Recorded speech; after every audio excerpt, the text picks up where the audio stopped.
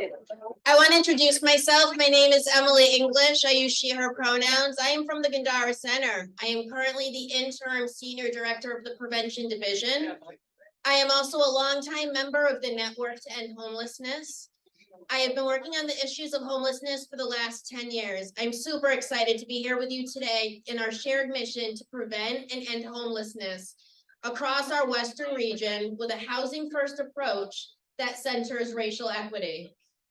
I want to start today with a few acknowledgements. First, a big welcome to Massachusetts Secretary Ed Augustus of the Executive Office of Housing and Livable Communities. It's an honor to have you with us here.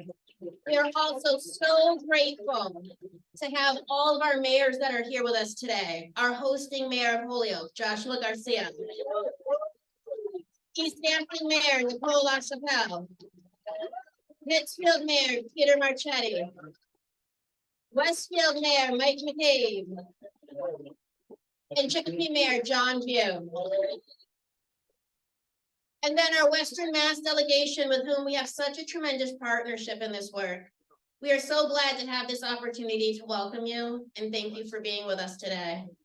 Representative Shirley Arriaga, Representative Natalie Blaze, Representative Patricia Duffy, Representative Tricia Farley-Bouvier, Representative Michael Finn, Representative Carlos Gonzalez, Representative Kelly Pease, Representative Lindsay Sabadosa, Representative Aaron Saunders, and Senators, Senator Joe Comerford, Senator Adam Gomez, Senator James Oliver. We're also really happy to have some representatives here from our offices. So Mark Messer from Senator Velas's office, Robin Fischette from Representative Brian Ash's office, Lily Stoll-Ekelman from Representative Dome's office, John Gould from Senator Mark's office, and Sherry Spinks from Representative Pupola's office.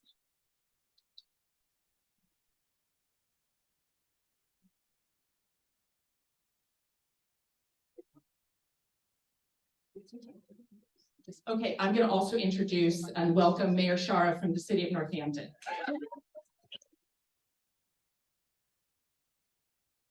Welcome, Mayor. Thank you.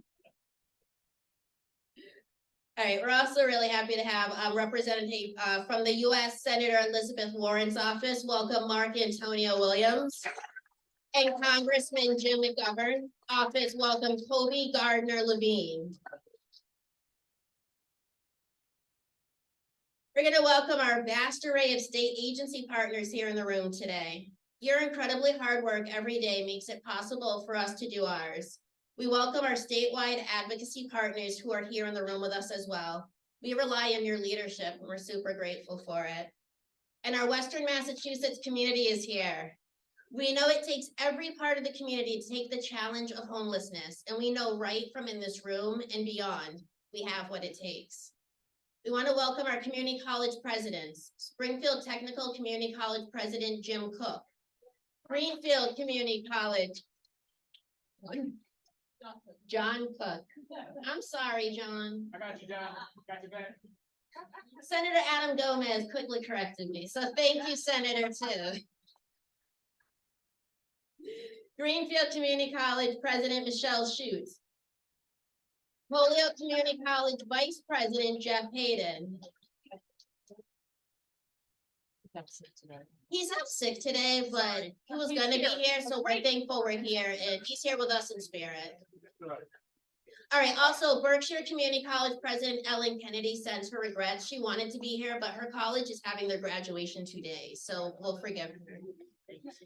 We want to welcome Mass Higher Career Center leaders, our Regional Planning Commission directors and staff, our healthcare partners, our childcare partners, our public transit champions, our philanthropic partners, and of course, our housing and homelessness partners who serve every population and every age and show up every day to help human beings being traumatized by the threat and reality of homelessness. We are here across all 4 counties, Based on the county you serve, please raise your hand. And if you serve multiple counties, raise your hand multiple times. Berkshire County. Franklin County. Yeah, Hampshire County. Camden County. Awesome. That's awesome. We're really connected in this room. I was thinking of that when I walked in here earlier. And I was looking even at the guy over here. I called him the Wizard of Oz because he's doing all the IT stuff and he does a bunch of stuff for Pamela. And I was thinking all together we're working for our community. And that made me like almost choke up even before this started. So now seeing you all raising your hands, that's amazing. I also want to thank our steering committee. Can you please raise your hand since they're the backbone of what makes us united and collaborative as a network is meant to be. Steering committee.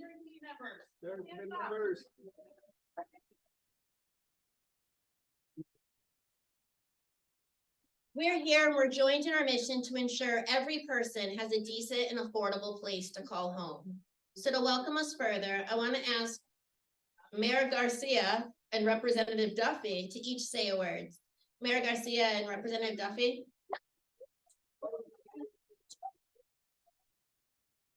Have a breath, by all means. Thank you. Thank you. Welcome to Holyoke. Welcome to our beloved Holyoke Community College. I'll take Jeff Hayden's role too and extend welcome from the college. Really, I just want to say one thing.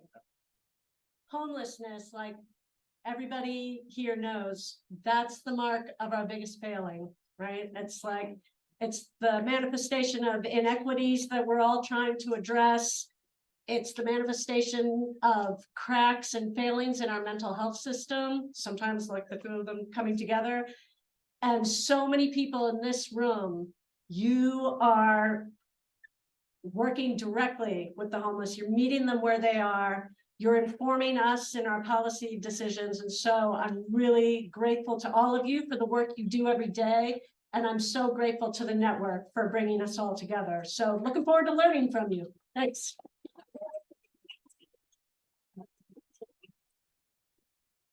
Good morning, everybody. I do want to give a shout out to Pamela Shorts, by the way. Who keeps us all on our toes, and I appreciate the work that she does every single day, every year. So thank you so much, Pamela. I do want to also recognize all of my government colleagues in this room that were already recognized earlier. But I do want to introduce to you my city councilors here in the city of Holyoke that are here with me today. We got Juan Anderson Burgos, as well as Israel Rivera. In the interest of saving time, I'm just going to cut right to the chase. So the homelessness problem in Holyoke has not improved. Our numbers are almost the same as Springfield's, the city that's 4 times the size of Holyoke. We're at 70 unhoused with Springfield at 74.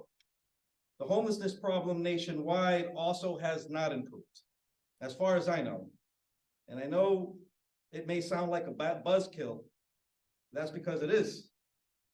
Even though that might be the case, the folks in this room, including we're not discouraged. We're not giving up. In Holyoke, we fight the good fight every single day, including weekends. And I know that's true for my friends in Springfield. We're not gaining ground, but I know that we're not losing because we have done so much good.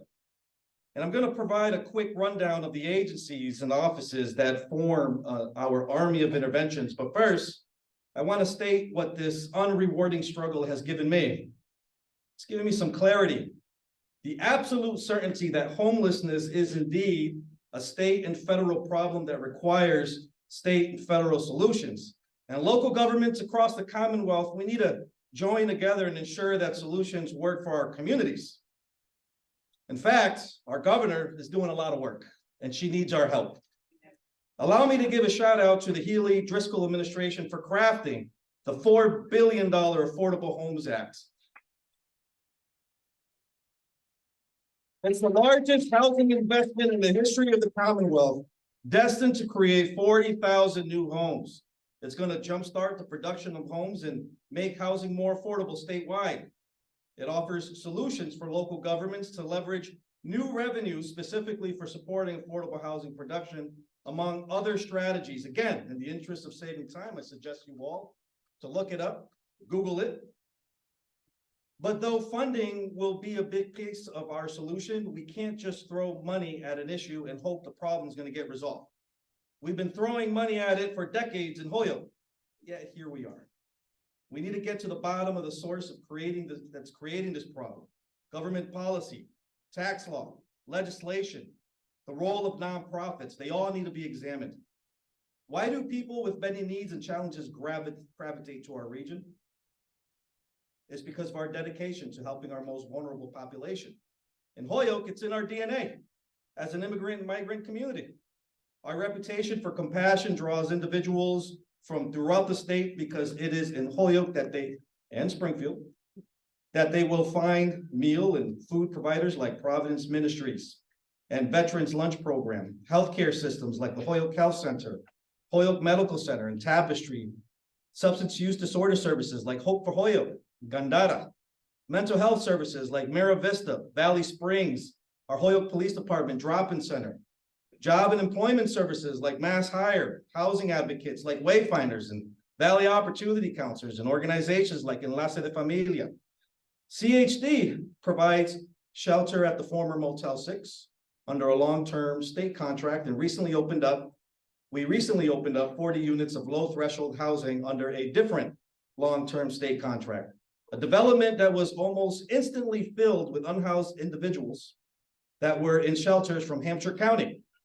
It allowed people to immediately leave the streets regardless of their sobriety or ability to access income. These two provide intensive supportive services to ensure long-term stability. In the short term, we have a pop-up warming shelter system implemented during severe weather events to ensure that unhoused individuals are protected and don't die on our streets from extreme temperatures.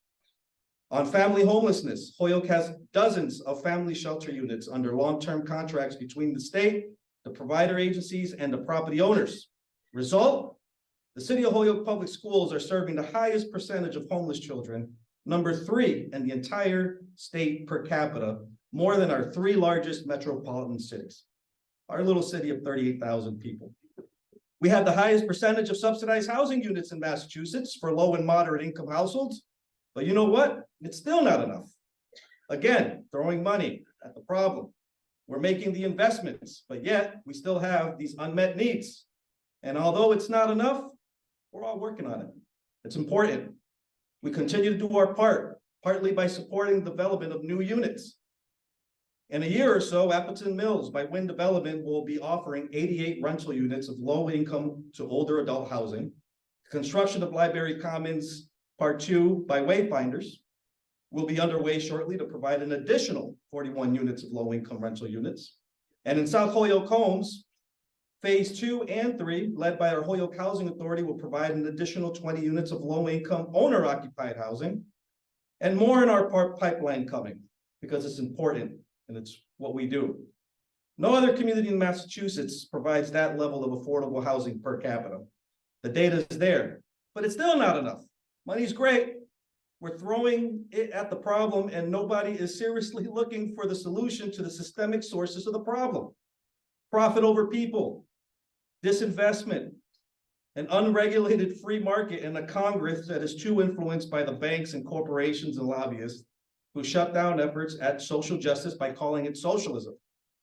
So let's add campaign finance reform to our to-do list, Pamela. The number one problem, I have to say though, the number one problem contributing to each of these factors, systemic racism. Hannum County, don't take my word for it. Jessica Collins is here. She leads the Western Mass Public Health Institute. She's got the data. Hannum County, we rank dead last, whole Commonwealth of Massachusetts, with health outcomes and health factors. Why? Systemic racism. Soon you're going to see a map up here that compares counties to counties. A couple hundred in Hampshire, a couple hundred in Berkshires, a couple hundred in Hannum County, I think 3,000 or so. But it, we're still working on it and it's still not enough. We don't call these reforms socialism or communism. We call it recognizing humanity in every person, no matter how wretched or needy. We call it treating one another as brothers and sisters. We call it bringing about fundamental change in the towering institutions that would have us forget that we are all in this together. We're all in this together, folks. I said it last year and I'll say it again this year. Governor Healy needs our help. And I can't think of any better group of advocates than the people that are in this room today. Support the Affordable Homes Care Act. Hold your legislators accountable. Demand better solutions. Recognize humanity. Work together for your fellow humans. So welcome to the city of Hoyoke. Looking forward to the rest of the presentation.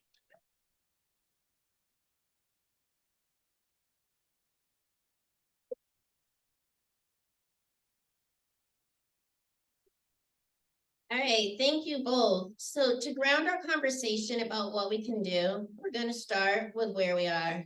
For that, I welcome Jerry McCafferty, the Director of the Springfield-Hamden County Continuum of Care and Director of Housing for the City of Springfield, to kick off our presentation.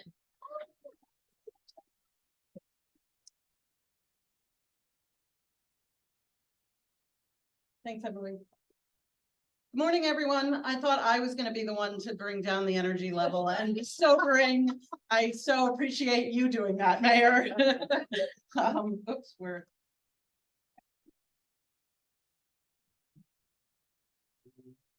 Okay. So yes, I'm here to ground us in the data and talk about what we know about where we are around homelessness and around housing instability. The first sobering bad news that is not unexpected is that homelessness is up. So our point in time count done in January of every year, this year in the 4 counties of Western Massachusetts, our number is up 16.9%. This is the map. Mayor was just referencing this. We had over 3,800 people homeless on that night of the count, January 31st. This is literal homelessness, so they were in shelter, on the streets, in transitional housing, or in a specialized safe havens program. The numbers are definitely sobering. Our numbers are up this year. They're up every year since 2021. So we are on a continuing upward slope. What we see in Western Massachusetts is reflecting what we've been seeing throughout the state, particularly around the pressure on family shelter systems. So I'm sure we've all seen this in the news. What it looks like out here is, for us, since 2020, family homelessness has increased 46%. Individuals without children, that number has also increased, but not as dramatically. That increase is 11.7%.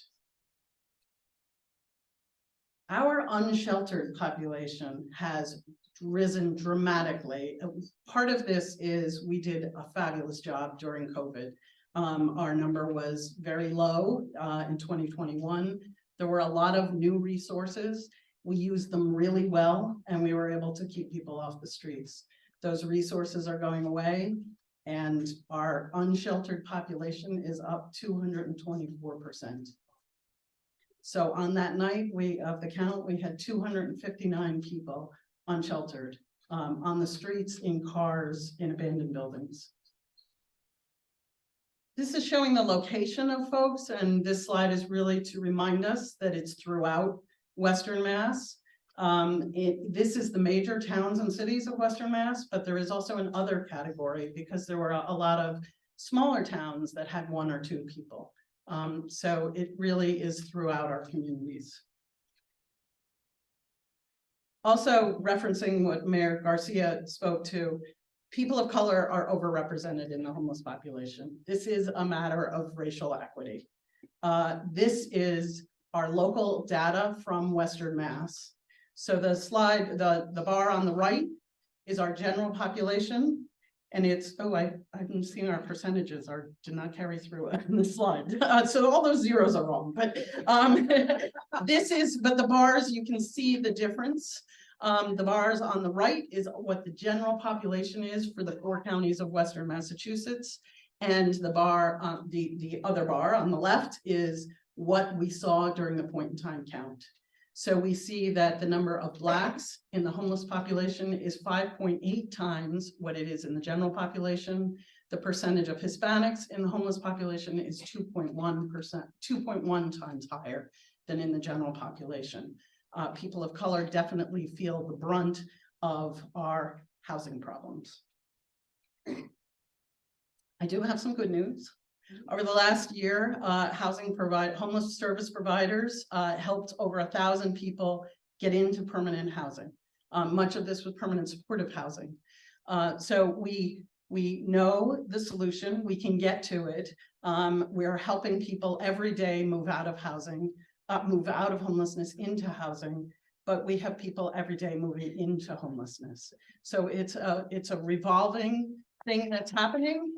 We're getting people out, we just need to get people out faster and prevent people from coming in. We have an alarming level of housing instability. This chart is showing by quarter the last year of eviction filings in Western Massachusetts. First quarter of this year, the highest it's been over the last year, over 1,300 eviction filings in that 3-month period. The Mass Housing Partnership recently did a report speaking to housing stability and looking a lot at eviction filing data throughout the state. And they had particularly bad news around Hampden County. Hampden County leads Massachusetts with the highest eviction filing rates in the 6-month period ending February 2024. Within Hampden County, Springfield leads with a rate that's nearly double the state average.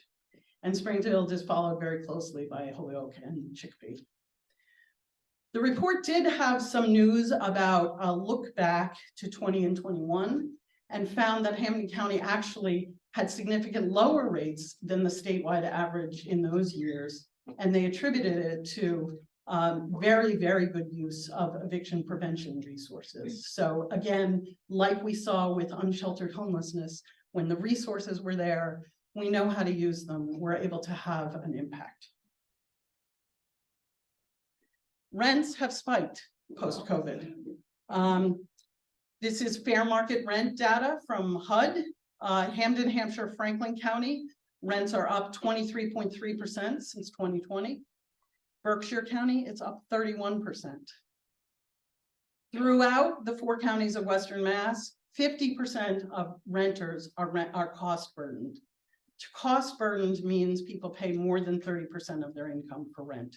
So more than half of our renters are paying more than a third of their income for rent. 25% of our renters are paying more than 50% of their income for rent. The demand for RAFT continues and is rising. RAFT is eviction prevention money. We had almost 8,000 people in the 4 counties of Western Mass seeking that assistance in the first quarter of this year. That's up 36% since the first quarter of last year. We do know that housing is what ends homelessness. And the good news is we're building more housing. Our current affordable housing pipeline in Western Massachusetts is over 1,400 units. And that includes 259 units of permanent supportive housing, which is not only affordable, but comes with supportive services built into the model. But while that's great news, it is a drop in the bucket. The UMass Donahue Institute has identified us as having a 19,000 unit gap in the number of affordable units we need in Western Mass. So we're getting there, but slowly, and we need to speed it up.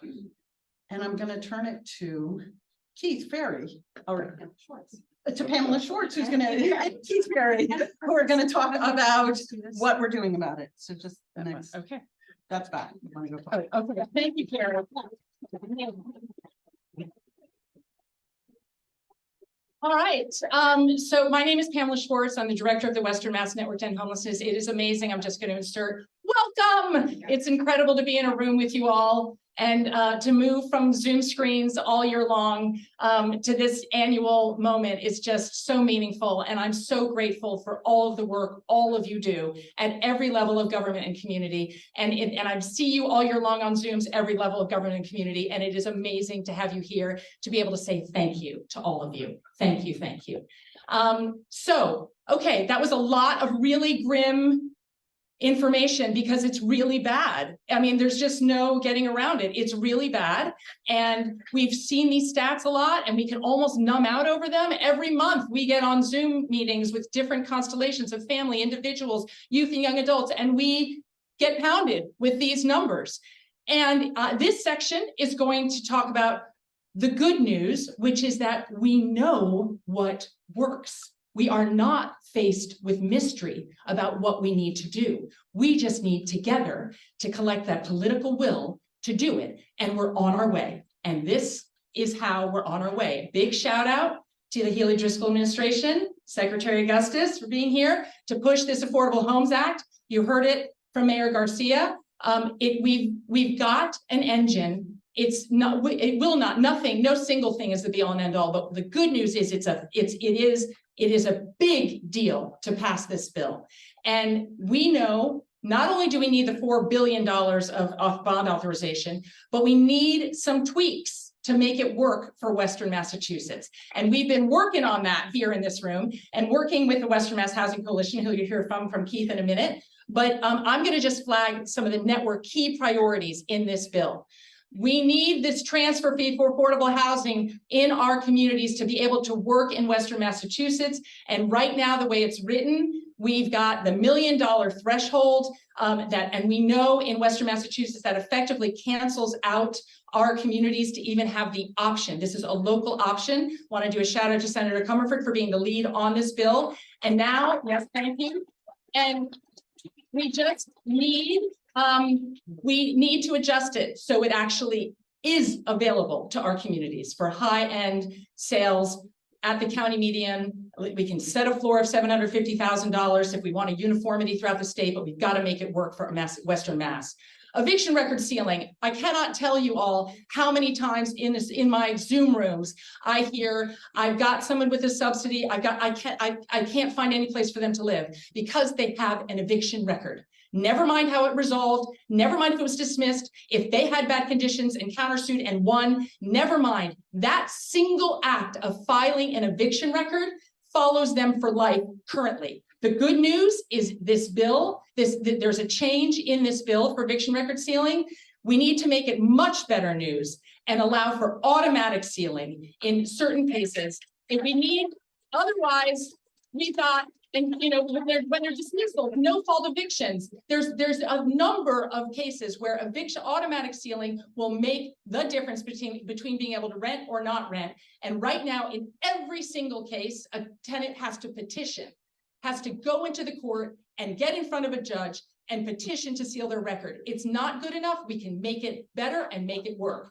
Then the flex pool for permanent supportive housing. I just want to say in a word, we know that permanent supportive housing works to house stably housed chronically homeless individuals. We have endless data on this, endless. And we know that the retention rate is 89%.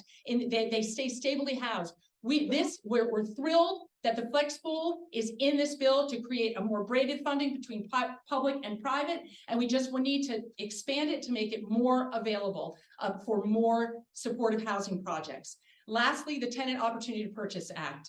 We need to add that to the bill. We know right now the number of properties that are being sold and among speculators and kicking tenants out and raising the rent threefold. We know that we have to do everything in our power to stop that from happening. And the Tenant Opportunity to Purchase Act is one critical tool to give tenants the opportunity, the first right of refusal to buy their affordable, naturally occurring affordable housing. They can assign that right to a developer, and they will match the price, the asking price. No one is looking for anyone to lose money on their investment. We're looking to preserve affordable housing. So these are our 4 top priorities. And with that, I'm going to hand it over to Keith to continue.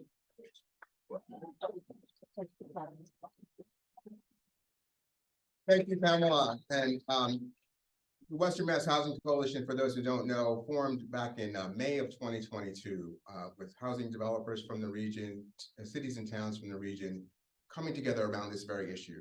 We don't have the housing we need in our region. We have a 19,000 unit housing supply gap, and that's only going to grow. And so if we don't do more, do lots more in the immediate term. So we've identified this very opportunity. The panel was talking about this before us now. We had to have a bond bill. Every 5 years we have one. And thankfully, the Hillary Driscoll administration is going big. The 4.1, I always say the 4.1, still 4.1, right? So we don't want to leave any of the money out. That's on the table. This is go time for that. This session ends, right? And we've got to get it done now.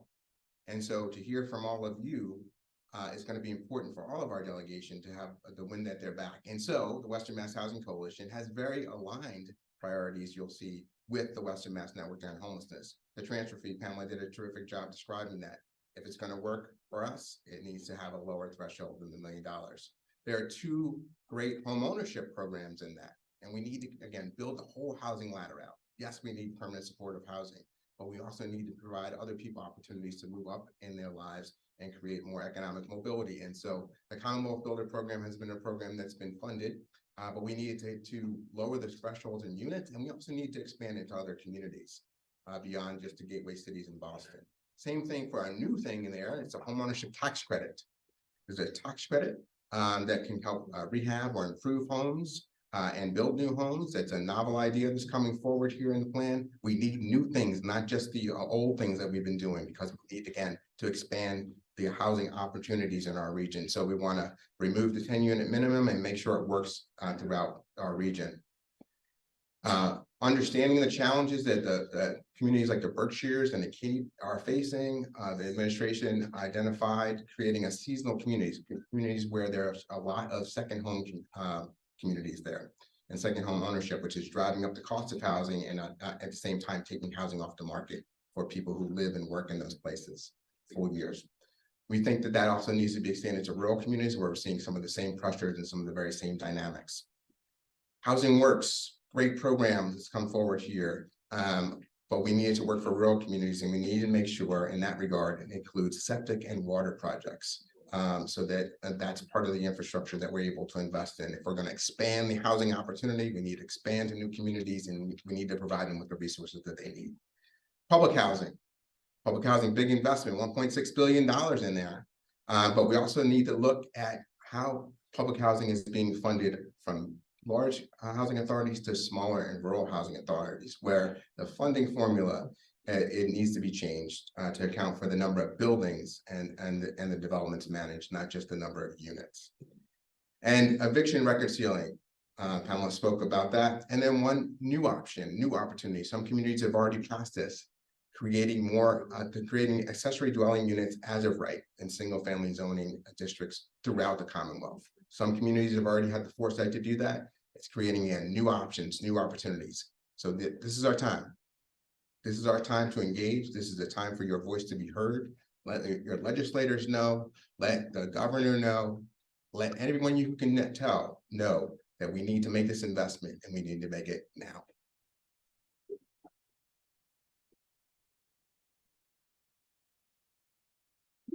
We can't talk about solutions without naming these two initiatives. Local option for rent control. We need it. We need to repeal the ban on local rent control. We need to give local communities the option. Foreclosure prevention program, we need that. We need the basic requiring services and homeowners to participate in pre-foreclosure conferences. Basic options for a local community and basic protections. And lastly, I want to talk about, there's somebody here. Okay. Okay, here we go. I want to talk about the conference budget. We're in conference, and this is a big time. And I want to really pull out just a few items, and above all, I'm not going to read each one. Well, actually, I will, just in case people aren't able to see the screen, but I will just read. The thing I'm going to say 2 sentences about is access to counsel and evictions. It is a long standing priority of the network for obvious reasons. We have an extraordinary imbalance of justice happening every single day in our system. And we have 90% of landlords with lawyers, less than 3% of tenants with lawyers. It's not a surprise that tenants are being evicted and they're defaulting, and they just are at an extraordinary disadvantage that really propels the system of injustice and propels us to more homelessness. Great news, it was in the governor's budget. Also great news, it's in the House budget. Now we need to get it in conference, and we need to get this program off the ground. And then I just flag the housing consumer education centers, shelter workforce development for individual shelters, public housing, foreclosure and housing counseling, cliff effect pilot program, and home-based language. This is just the beginning. The bottom line is, let's stay connected. Thank you, legislators, for your work in bringing these conference priorities to leadership, or if you are leadership, thank you for considering them. And then to all of us who are partners, these next couple of weeks are key times for us. So between the Affordable Homes Act and the budget, we have a lot of work to do, and look at how big we are, and there's more on Zoom, and we can make ourselves heard and make an impact. Thank you.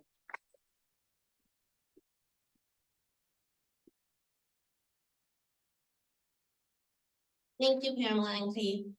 After all the numbers and policies, there's nothing more powerful than the people. We are honored to welcome Josephus Grant, a board member of Springfield No One Leaves, to share a few words.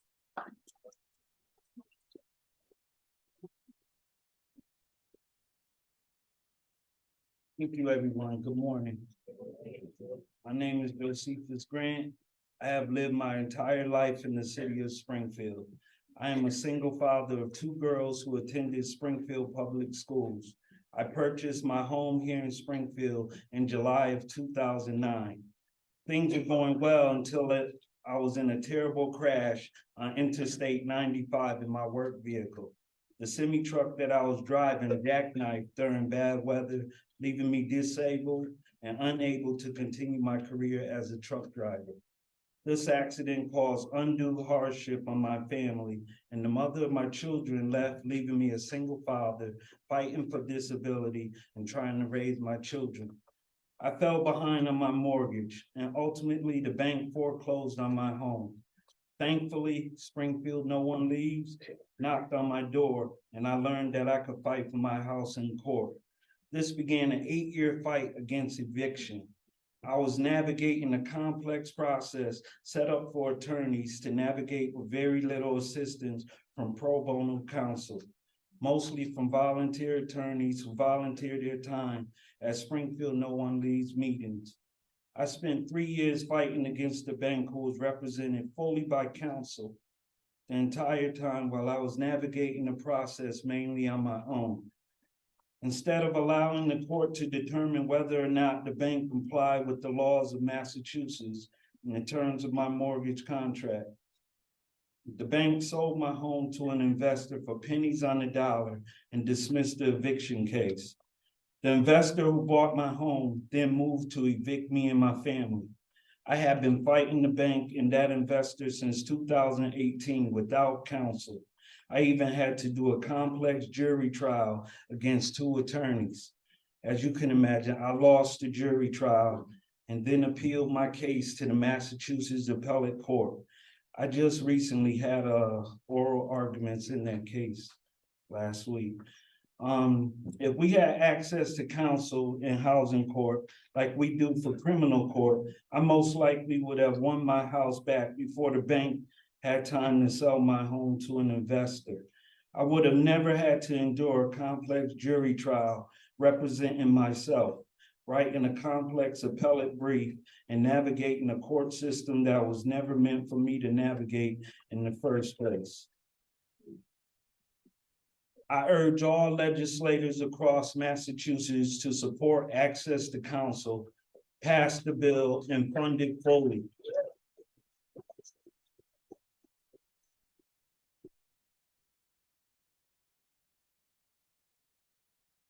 As we know, already 90% of landlords and banks are represented fully by council, and only 2.5% of tenants are represented by council, leaving so many of us in danger of losing our housing and becoming homeless with our families. The criminal justice system in this state already has access to counsel, but the housing court system leaves people like me to fend for themselves when they need the help the most and can't afford it. There are over 1,000 families on the waiting list for shelter, which will leave me and my daughters homeless if I don't win the fight for my home. I put in too much work to lose my home and be on the streets, and I don't want to see people go through the struggle that I have. I'm asking that we please add access to counsel into the budget.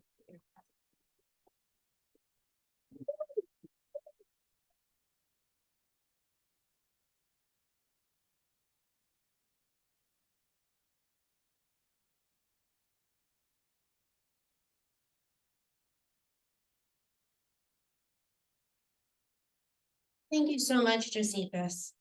Next to share her experience, we invite Felicia Wheeler, a member of Neighbor to Neighbor, to speak.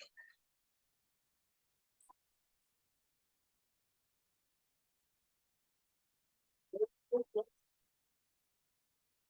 morning, everybody. Okay, so hello, my name is Felicia Wheeler, and I'm a lifelong Springfield resident. I have lived in the same 2-bedroom duplex on a dead-end quiet street for 20 years. I've had some wonderful and happy memories here and some hard and unforgettable times as well. You see, 13 years ago, my 16-year-old son was murdered in broad daylight. His death has been something I've yet to get over. In the time that I've rented my home, I've had 2 great, respectful, and understanding landlords. They allow me to have a basketball hoop and a swing set for my grandkids. They allow me to garden in their yard and use the backyard with my outdoor furniture for cookouts with my family, and it has really felt like home. The last September, all that changed. My landlord said the tax increases was killing him, and he didn't want to raise my rent more than my voucher would allow him since my son's death. He sold his property with arrangements of me staying as a tenant with the new landlord. Unfortunately, after new owners bought the property, signed and transferred my security deposit and rent into their name, I was told they changed their minds and wanted me to move so that they could move their family in. I received a 60-day evac notice in October and a no-cause eviction in December. I was totally blindsided. When I went to court, I received some legal advice from the lawyer for the day and was encouraged to sign for an eviction date 6 months out of the time for the end of June, the beginning of July. I have yet to find a new home, and this housing search is a struggle. I have learned to qualify for a nice and safe place. I require a 650 credit score, 3 times the rent income, and some require application fees. And now I also have to explain a no-cause eviction. I spent the last few months feeling extremely overwhelmed, especially having to move without my son's room and belongings. That hurts the most. I can't believe this is all happening, and I did nothing wrong. I'm very grateful to Neighbor and No One Leaves for their continuous support, but that support is just that, the start of what is needed. We need to pass more protections for tenants to stop no-cause evictions and stop it from being a barrier to rent again. And we also need to get lawyers to help people like me who are up against a whole system that protects people who are making a massive profit off homes like mine. We need more affordable housing, and we need it now. And I need help. Thank you for listening.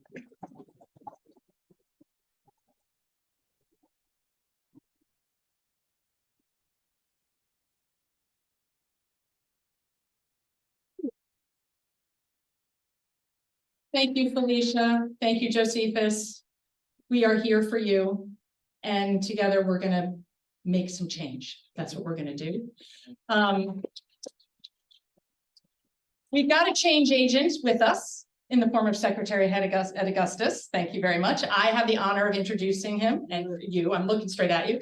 I put my one paragraph of introduction is that I've had the pleasure of seeing Secretary Augustus at each one of the HLC listening sessions here in Western Massachusetts, at Springfield Technical Community College, at Greenfield Community College, at Berkshire Community College. The secretary has been at every single one, has spoken at every one, has done the breakout rooms in every one. And the one thing that being with the secretary in these settings, and if anyone's had the good fortune to be with him in any setting, the one thing that you take in really palpably is we have a champion. We have a champion for more affordable housing. We have a champion who's willing to problem solve and address this crisis. And we are so grateful for that. Welcome, Secretary.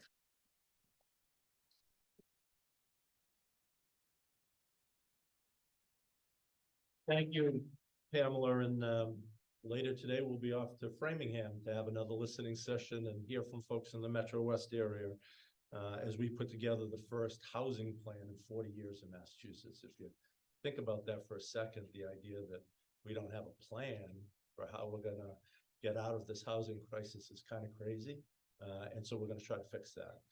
And that's one of the things that the governor did when she filed the Affordable Homes Act. She also signed 2 executive orders, one of which instructed HLC, Housing and Livable Communities, to create this plan, and then every 5 years to update that plan. And then she did another commission, which Mayor LaChapelle is a member of, the Unlocking Housing Production Commission. So HLC will be 1 year old tomorrow. Happy birthday, HLC. And June 1st was the day I took over as secretary.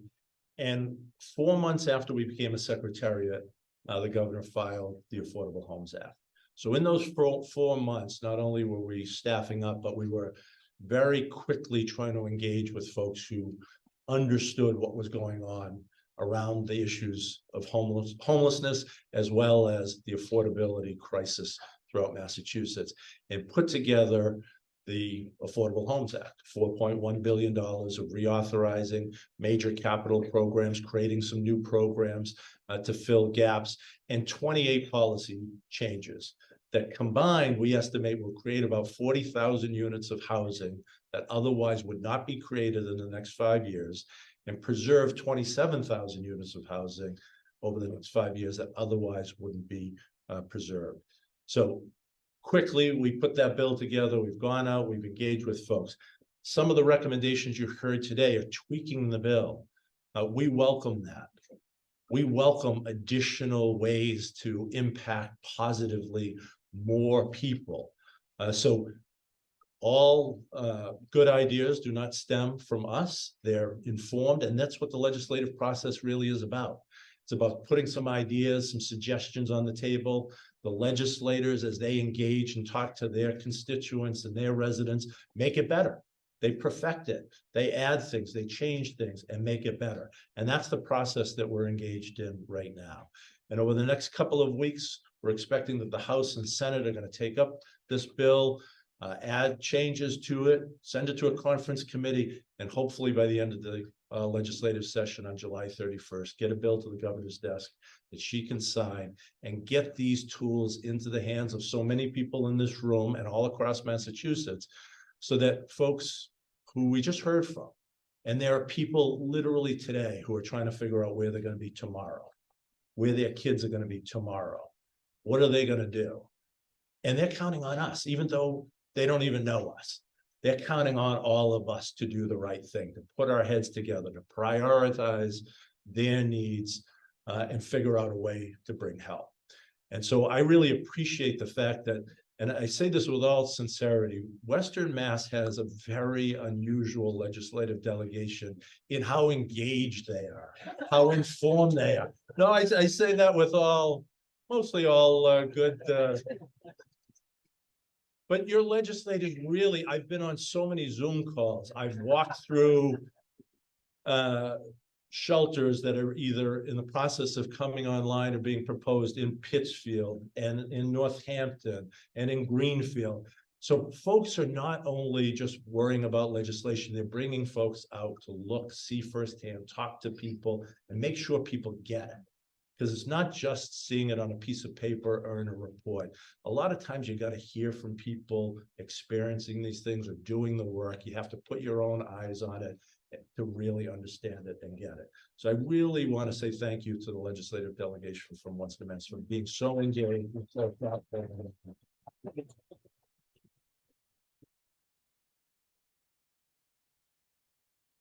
Just a couple of things on the bill itself. The $4.1 billion is really critical to try to meet the needs that we're seeing out there. It's recapitalizing things like the Affordable Housing Trust Fund, which is one of the big tools that we use to build new affordable housing. We're recommending doubling that fund from 400 million to 800 million over the next 5 years. Public housing. Think about this for 1 second. 43,000 units of state-owned public housing exist in 231 cities and towns across Massachusetts. 70,000 people live in those 43,000 units. 70,000 people, mostly elderly, disabled, or families. Where would all of them be? Many of them on incomes below 30% AMI, some on virtually zero incomes. Where would they be in this housing market if we didn't have that public housing online? So job one is to protect what we have. Job one is to keep every last one of those units online. And it's not always about the money, but when the roof's leaking, it's about the money. It's about the money to make sure that those units can stay functioning. They should be healthy, they should be safe, and they should be dignified, no less. That's what we owe people in public housing. And this bill tries to catch up for a number of years of lack of robust funding for capital repairs in our public housing. It'll triple the amount of money that we're putting into public housing. So you've heard maybe in some of the media reports about how many units of public housing are offline. Some of it has to do with the fact that they're in disrepair, or a family moves out and it needs to be significantly upgraded before another family can move in. Not to mention the huge needs around accessibility. There are a lot of folks who need to and want to age in place, but they need a tub cut, they need grab bars, they need basic accommodations in order to stay there and not add to the homeless population or find themselves living in a car or otherwise not able to be safely housed. And so it's on us, and we're trying to make an investment in this bill to do that, all critically important. ADUs. Accessory dwelling units as of right. This is critical that this be in the bill. This is, to me, low-hanging fruit. 8,000 to 10,000 units can be created in the first 5 years all across Massachusetts, and hold your hat, at no cost to the Commonwealth of Massachusetts. This is individual property owners deciding this makes sense for me and my family. Maybe it's an elderly couple who are on a fixed income and want to get a little extra income to stay in their home. Having the ability to do that. And, you know, you'll hear a lot of folks worry about, oh, this is going to destroy single family neighborhoods. It hasn't happened in Maine or New Hampshire or Vermont or Connecticut or California or all the other states that have figured out how to do this. And if we can do that, what does that do? It allows somebody who's in Holyoke, maybe a senior citizen who's raised her family, maybe is widowed now, her kids are grown up, but she wants to stay in Holyoke. Holyoke is home. She cares about her community and wants to stay there. But there may be no appropriate places to move to. Creating some of these accessory dwelling units allows her to move to that place, maybe being close to a family member, maybe somewhere in her neighborhood. That frees up the home that she's in and creates some movement in the housing ecosystem that we're not seeing right now. So we have to make sure that that is part of this bill. It's so critically important. And I've heard people say, oh, it's only a couple of percentages of the overall number. Well, this is about doing everything. If we're in a crisis, you don't just do some things, you do everything to try to address the crisis. And that's what we're trying to do with this bill.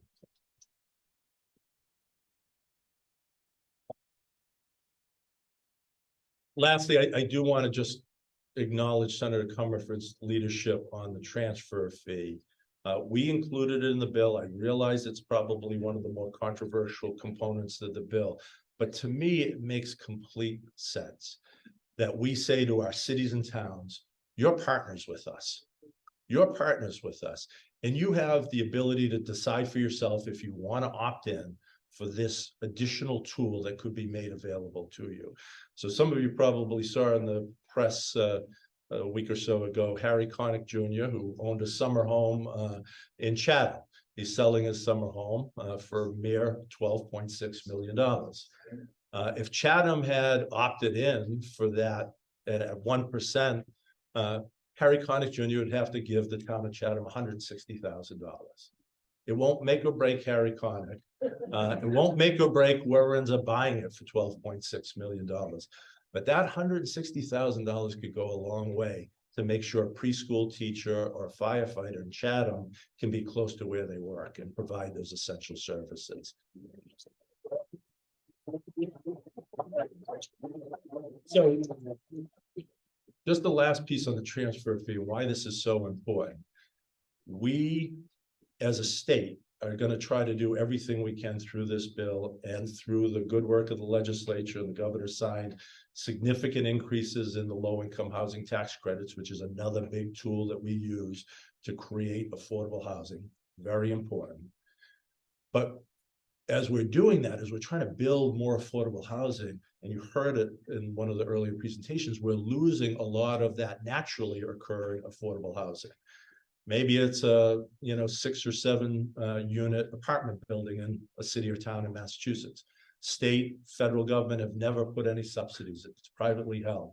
Maybe it's a family that owns it. They've got good tenants. They want to keep the rent stable, not have turnover. And then somebody dies in the family and the property is going to be turned over. And a speculator or developer comes in and says, wait, this is crazy. You can get double the rent. And that's what they do all too often. And when you double the rent, we've got a lot more people who are homeless or housing insecure or living in their car or doubled up or couch surfing. And we don't have a lot of tools at our disposal. One of the things that we think the transfer fee would provide cities and towns who can act more nimbly than the Commonwealth can. It takes us a long time to run big programs and have grant applications come in and review them and try to make sure they're done fairly and consistently. A city or town, if they had some local resources through this transfer fee, could quickly move in and say, hey, that building needs a new roof. We'll help you out with that new roof, but in exchange, we want an affordability restriction to keep those rents stable, keep those families housed. That's us being nimble, flexible, and using everything available to us to meet the moment. So I really appreciate you all being here and adding your voices to this discussion, really putting your shoulders behind this bill. I appreciate the additional ideas and suggestions. I think there's a lot of good ones, and we look forward to working with our legislative colleagues to make sure that we get the best possible bill on the governor's desk and then quickly into your hands. Thank you very much.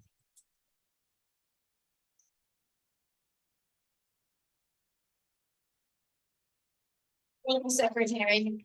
We know we cannot do this work without our legislative partners in leadership. We're thrilled to get a few brief perspectives from across the region on this work to end homelessness. Welcome, Senator Gomez.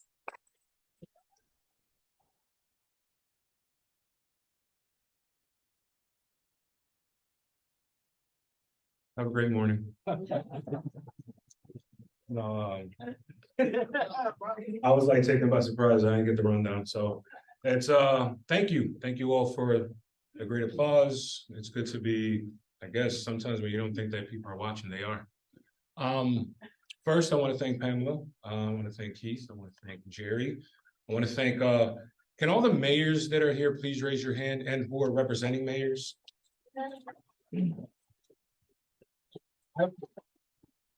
I just really want to take my hat off to you guys, because I know that outside of what the legislature have to do, you guys have a real important job to do, and that's basically being the CEO, and have a lot of O's and running cities and combating homelessness. So I want to take my hats off to all of you.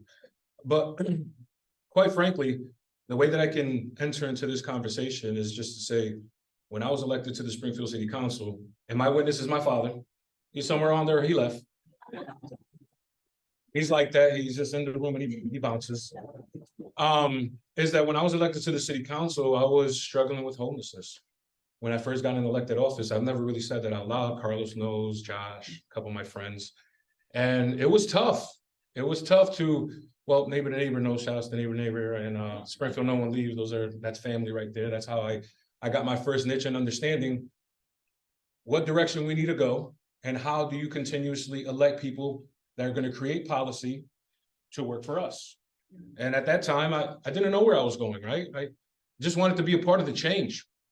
And then little by little, when it came to, you know, being part of my neighborhood board, having these conversations with stakeholders,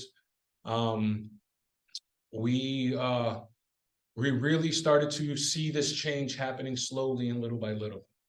And then now, you know, being a part of and looking at their legislative priorities, those are things that I know that this delegation, those are easy things for us to support. But outside of that, you know, having that lived experience and understanding what homelessness is, let it be rural, because in Hampden County, outside of Springfield, Chicopee, and Holyoke, there is rural poverty as well. It's real and it's deep, and there is some issues when it comes to racial inequities, because I've experienced them myself. And now for the first time ever, I was able, not like everyone else, to find a way using the programs, right, through Springfield Housing Authority that gave my wife that subsidy when she was in the shelter with my son, because at that time, you know, if you're not married, you can't really, things have changed though, you know, that works out when it comes to family. But, you know, me couch surfing and trying to figure out, still staying at my mom's house and trying to figure things out, you know, we rented for 7 years, right? And we had to see rent go from $1,000 to $1,500 to $1,600. That told us, I think it's time to buy a house. So just recently, I'm about to, for the first time ever at 40 years old, you know, not everybody has this option, but even just to find a house, right, for individuals, I was able to buy a house for the first time. So this July,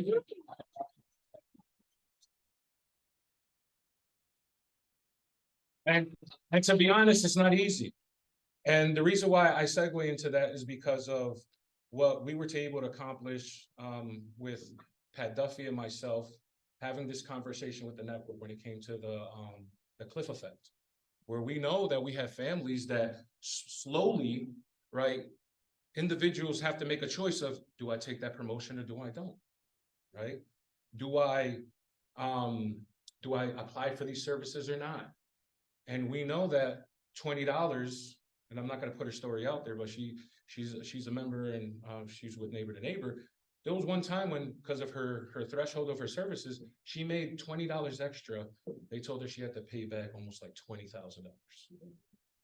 That's a travesty. That can't happen. So outside of the legislative priorities, and obviously how important this housing bond bill is that yes, rent stabilization is important. That's something that when I came into the Senate that I knew that was real, because the community that we still live in, the north end of Springfield, is one of the poorest zip codes, because we're neck and neck with Holyoke, we're neck and neck with Roxbury, we're neck and neck with Mattapan. But any given year, depending if the city has a good year or not, and obviously you see the statistics that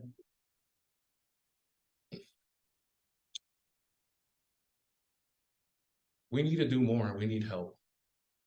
And we just don't need necessarily, you know, we can try to file these bills, but we need advocacy from all. So I think that the people that are here, our legislative delegation that has been awesome and continues to be awesome, and I stand with them, is that not only on those times when we have these 5-year big vehicles like the housing bond bill, we need activity consistently. And then going back to the municipality, the reason why I shouted you guys out is we need to create that narrative when the legislation is real and it's passed, that you guys are open to stabilization stabilization vehicles at home and that you guys control that. Because how do we control a conversation on a state level without partnership from the city? And then the city or the city councils and the municipal governments. And I'm talking about the R word, right? Nobody wants to say it loud, but I'll say it, rent control, right? Especially when it comes to Western Massachusetts. That we have to, if we can't accomplish rent control, we have to accomplish something, like the secretary said. We can't leave some of it off the table. We need every single piece on the table to make sure that individuals, not like myself, but people that you guys know, like Josephus, and my lovely friend over there, they're both from my district. And your stories are powerful and they're important and they're real. And they're the reason why myself and the rest of this delegation can keep on pushing forward and moving forward to make sure that these priorities are met. And obviously that we're going to continue pushing on the House side and also on the Senate side. So thank you, Pamela. Thank you, everybody, for listening to myself.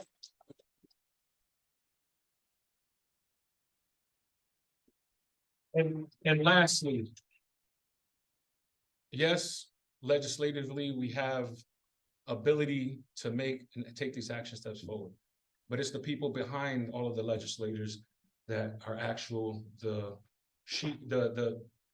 sheroes, the heroes, the super people, and all of those individuals' lives, because those stories are so much important for us to take back to the State House, to Beacon Hill. God bless you all. Thank you, Senator. Next, I'd like to welcome Representative Lindsay Sabadosa.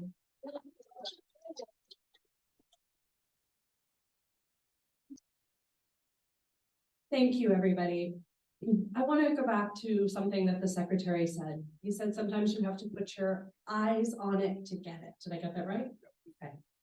So I want to take us all briefly to Housing Court in Hampshire County. So when you walk into Housing Court on the days that it's open, there's a waiting room that is absolutely full of people. And then you walk into the courtroom, and in the corner, you will see Jen Derringer over there, who is often lawyer for the day. You'll see Steve Conner standing in the back there for Veteran Services. You'll usually see someone from Highland Valley Elder Services there as well, if someone who is elderly happens to need help. And if you sit long enough, you get to hear the cases. You'll either see Judge Kane or Judge Fields, who are both wonderful and try their best, but the cases are really hard. And I don't know if it's just because of the days I've picked to go, there always seems to be a young mom with a baby on her hip playing with keys to be entertained as they wait to find out whether or not they're going to be evicted.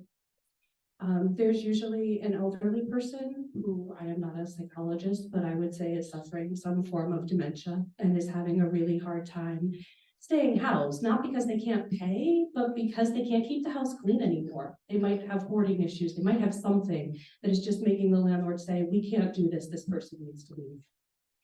And I don't share these stories because I want to bring the room down, although I think that's what I just did. I share them because it's really important to understand how hard this crisis is. And it's really important to bring faces to it. So thank you for sharing your stories. They're powerful and important, and they're what we need to know. The bill before us, the bond bill, and this list of priorities, and especially access to counsel that's in the House budget, those are all critical, and they're going to start to get us where we need to go. But this is going to take so much more than that. I look around and I see advocates that I think I have on speed dial. I see Craig Storrs sitting here. I saw Dr. Bossy earlier, people that I reach out to regularly because we just don't know where to go sometimes. So I'm really grateful that we're able to gather, we're able to talk about legislation, but I want us to remember, in the vein of what Senator Gomez says, this is going to take a community, a day-to-day, hour-to-hour effort to really solve a crisis that is not just about housing, but it is about mental health, it is about isolation, it is about us having lost connection in community. And when we solve those problems, we might solve this housing crisis. Thank you.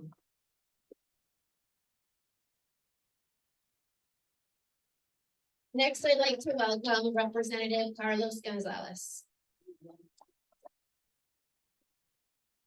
Thank you, buenos dias, and welcome to the great city of Holyoke on behalf of the mayor.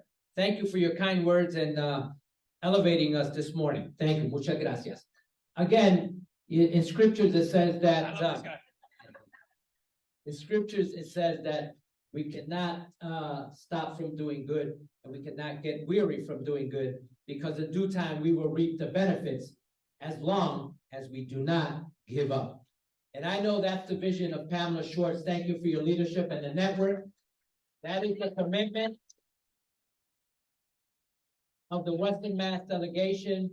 And I will say this, that some folks continue to call this a housing crisis. I say not, because we have a housing plan, as the secretary stated. And a crisis is only when we don't have a solution for it, and we are looking at those solutions, working together as to trying to create a plan. I think the real crisis is income inequality. That's the real crisis that's affecting us in America, in Massachusetts, and in Western Mass. When a billionaire can pay no taxes and a secretary pays 33%. That's where the real crisis is. And it doesn't matter if we have providing services to somebody that's drug addicted or alcohol addicted or facing homelessness or some type of other issue or ill in the community. The basic plan starts with a home. The basic plan starts with somebody having a place that they can lay their head and rest and be able to start transitioning from problem to solution. I think that's where we need to go. And I will say this, that we, again, talking about the crisis, we have Governor Mora, $4 billion plan, Healy. We have Secretary Ed, Let's Get It Done, Augustus. We have the Salsa, Soul, and Rock and Roll Western Mass delegation ready to do it. And we have the leadership of the House, Speaker Ronald Mariano, and the Senate President standing behind this plan in some type of degree. And maybe we can't get everything done, but the goal is to move the needle. And the goal is to move people from homelessness to homes, to opportunity, to success. So thank you for your continued leadership. I continue to support these efforts, and we will continue to thrive together as one community. Muchas gracias.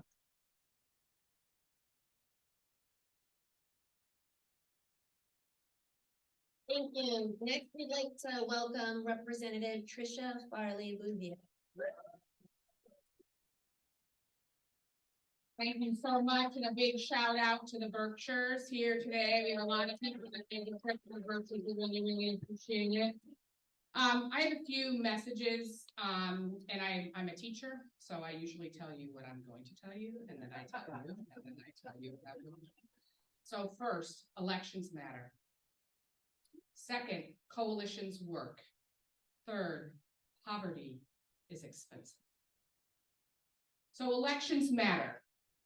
With the election of Governor Maura Healey, who cares a whole hell of a lot of Western Mass and the Berkshires, it's made a real big difference.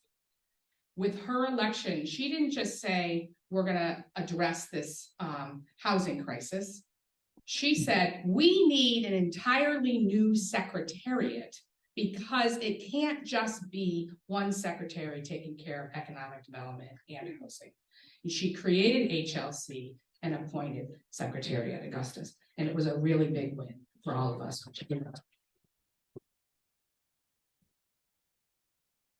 Coalitions matter. Coalition is sort of like my blood, okay? I have the great privilege and honor to be House chair of the House Progressive Caucus. 66 members of the House of Representatives are part of the House Progressive Caucus. We align quite closely, anybody surprised, with Governor Healey's priorities, right? And so when we do that work together, we are moving the needle forward, as Representative Gonzalez says. Our caucus works closely with the Black and Latino caucus because we have a lot of shared priorities. We work closely with the Criminal Justice Caucus because we have a lot of shared priorities. And so when we work together, we get more done.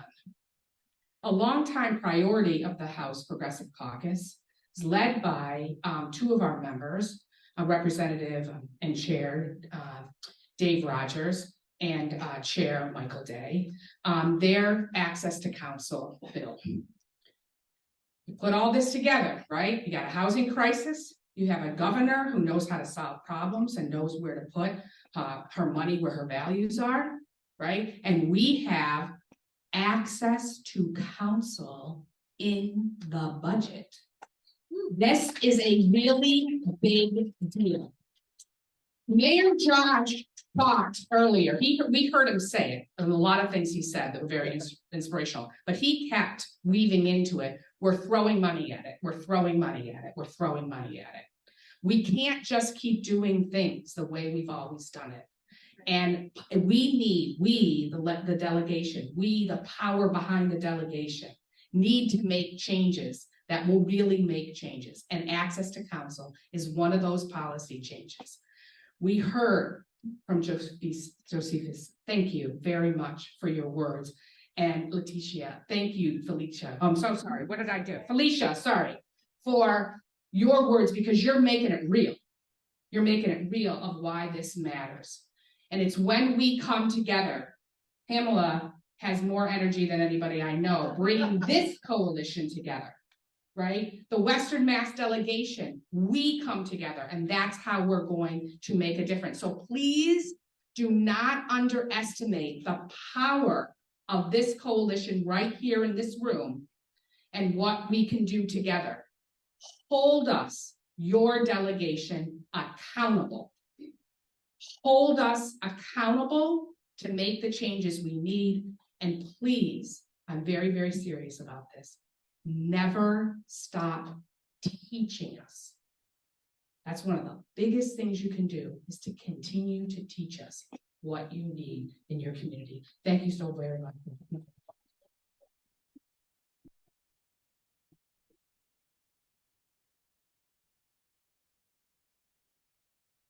And lastly, we'd like to welcome Senator Joe Comerford.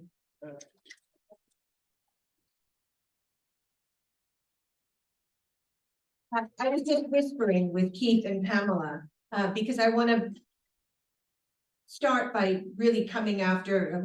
I was running and now I have a lot of thoughts in my head.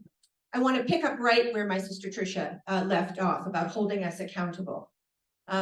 You should hold us accountable, the entire delegation, for working in the interest of the Western Mass Housing Coalition and the Western Mass Network to End Homelessness, because government can work. Our Secretary Ed Augustus, our amazing Governor Maura Healey, they are working, and we are, as Rep. Farley Bouvier said, in partnership with them in the legislature. But it is you all in this room who make us better, who make us work in the best interest of everybody. Government can work. We don't always, right? We sometimes are very broken, but we are not broken right now in the Healey-Driscoll administration. We're not broken because of Ed Augustus.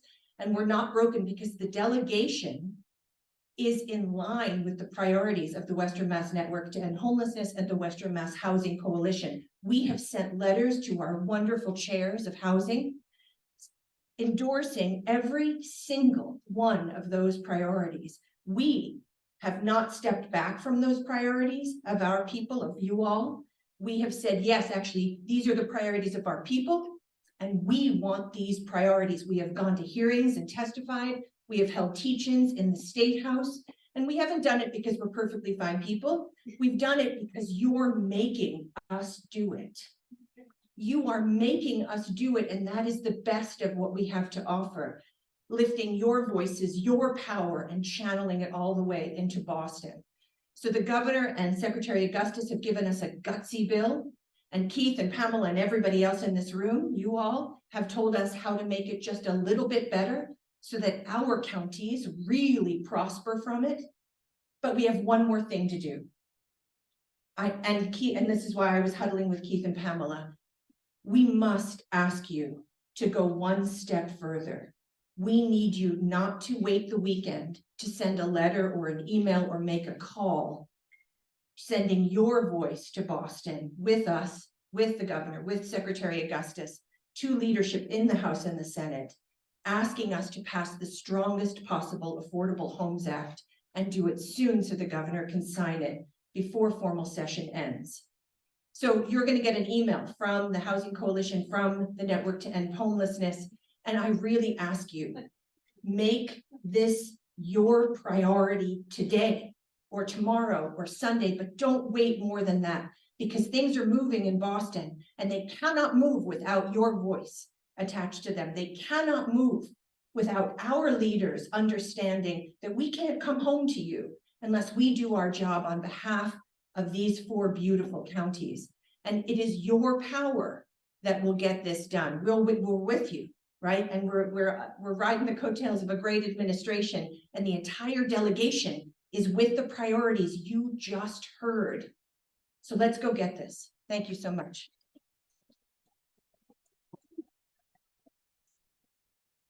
Thank you. Before Emily closes this out, I want to say in relationship to that charge, if you are not yet subscribed to the network blog, this is it. Go here. We have an action ready to go. It went out last week. We'll send it again this afternoon, where you can communicate with the chairs of Ways and Means around in relationship to this bill that's about to be heard. And so just make sure you subscribe. Get on there. There's a big orange subscribe button. Emily's going to close us out, but before she does, I want to take a minute to thank Emily. Thank you, Emily, for your incredible for stepping out to guide us through this thing. Thank you.